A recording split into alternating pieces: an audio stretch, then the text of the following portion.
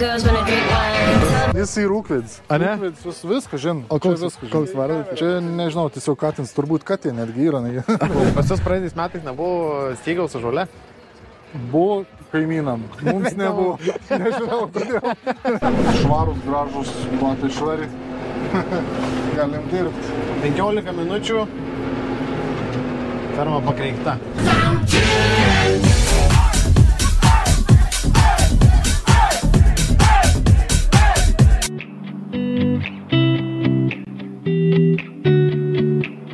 Sveiki, senai nesimatėm, sveikiname su jumis iš Žemaitijos, Gedrimų kaimo, Telšių rajono. Šalia manęs mūsų bičiulis Valdas Kačinskis. Okay. Valdas modernaus vidutinio ūkio savininkas ir Valdai, ar pakviesim šiandien pasivaikščiot po savo ūkį? Taip, mielai prašom, būtinai parodysim, ką dirbam kiekvieną dieną, ypač dabar per darbymetį. Tai nuo ko pradėsim, Valdai, ką mums šiandien parodysi? Jums reikia parodyti, kaip dirb jūsų pardavinėjim techniką. Taip. Ko mes čia turim? Skleistuvą šiaudų. Galima pakreikti gyvuliukus. Einam. Ūkvedį vedamės. Čia, kaip sakyt, pakabinom šakės ant vinies.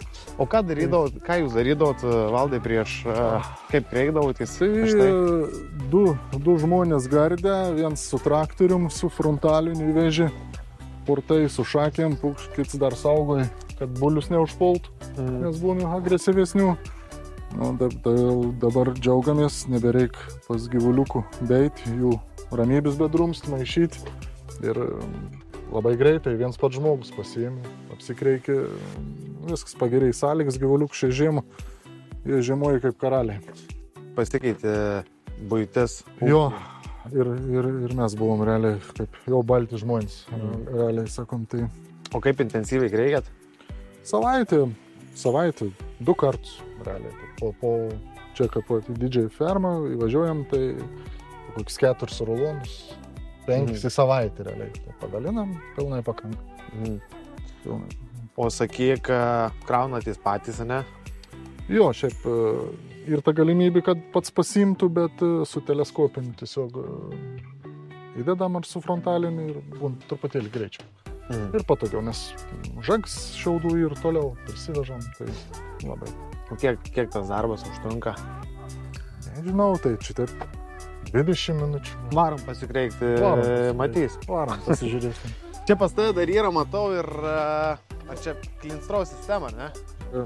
Kiek suprantu, kad dulkių mažiau būtų, arba gali bakterijas spūsti. Jungiesi ją? Dar nejungiau, žinai, dar vis neišbandžiau, reikės, kitą sezoną pradėti, reikia nusipirkti tų biologinių priedų, truputėlį tą klimatą, mikroklimatą gerins fermoje, sako, mažin mėšlo kiekį, sveikiau gyvuliukam. Tai šiaip ta klinstrau sistema, jeigu purški vandenį dėl dulkėjimų pačių, tai 3 kartus greičiau nusėda dulkės negu įprastai, kad kreiktum. Ir irgi viskas koreliuoja su gyvulių sveikata. Taip, tas svarbiausia. Nereikia kveipo dulkim, ne? Varom. Varom.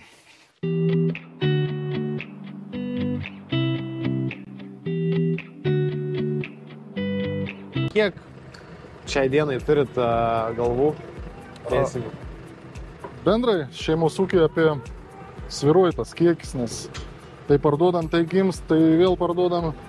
Tai nuo 150 iki 190 tam tarpe kažkur. Dar 200, nebepamenu, ar buvom pasiekę, ar šiuo metu nėra, šiuo metu apie 170 gyvuliukų. Buliai dar fermoj, iški žulyt pažels, bandysim ginti laukų. O kiek, Valdai, reikia turėti laukų, kad pilnai užtektų pašaro tokiai bandai gyvulių? O, nežinau, šiemet buvau labai stygius kaimynam, aplinkiniam, bet mes pasiruošėm pernai. Tai mes kažkur iš 120 hektarų bendrai ganyklų pievų, bet pernai ir 3 kartus žolį pjovėm, tai spėjom kažkaip ir prisiruošėm, netgi likutį dar ir pagelbėjom kolegom. Tai pas jūs praeitais metais nebuvo stygiaus su žole? Buvo kaimynam, mums nebuvo, nežinau kodėl.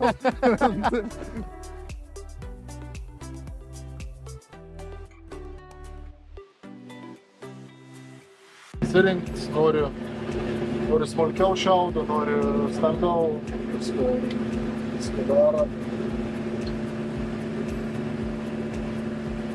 Nei akmenų nebijo, buvo čia keletą tokių, kad subarškėjai akmenukai, bet pasižiūrėjau peiliukus taip naujo, jau iškreikėm per šį sezoną, kažkur 80 rulonų, ne gal kažkur 70-80.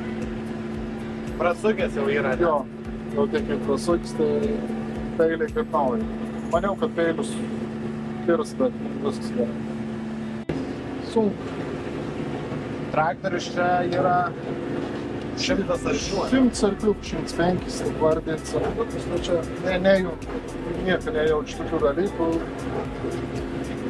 Manau, kad lengvai paprastas dėl susitvarkytų.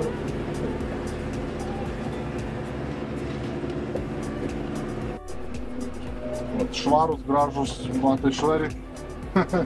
Galim dirbti. 15 minučių. Ferma pakreikta. Jo. Ai, žirnius sėja dabar, ne? Jo, sėjom žirnius. Avižus pasėjom jau. Specialiai neskubėjom. Ekologinis ūkis, mes jau daug metų neskubom.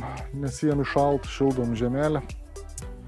Ir nežinau, mums rezultatą, aišku, niekad visai galėtų būti geresnį, bet lyginant, susitvarkom su piktžolėm, kad šiltų žemė, greičiau užauga, pasijėti augalai ir nebebūna jokių problemų, nebesupranta, ar yra ekologinis ūkis ar ne ekologinis. Va, turbūt dėl to neskubam, o ypač šiemet žinom, kad turi atvažiuoti naują techniką, tikrai nepaves ir...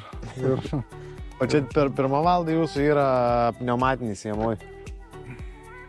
Šitą ir pilna pneumatinis sėjamoj, nes irgi su oru, bet, žinot, čia yra 25 metų senum. Tai gerai, nu jam reikia inspekciją perėti. Iš kur valdai tą vėliavą?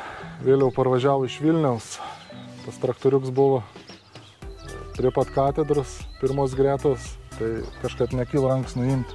Turbūt nenuimsim, jeigu nukris, keisim į kitą. Koks jausmas ir važinėti su istorinė vėliava pakabinta? Kodėl nenuėm vėliavos, kitaip sakant? Neimsim. Neimsit? A dar į Vilnių važiuos, ar nebevažiuos? Jeigu bus blogai važiuos, sakyk, važiuosiam vis, bet duginsiam traktorius nebeveina.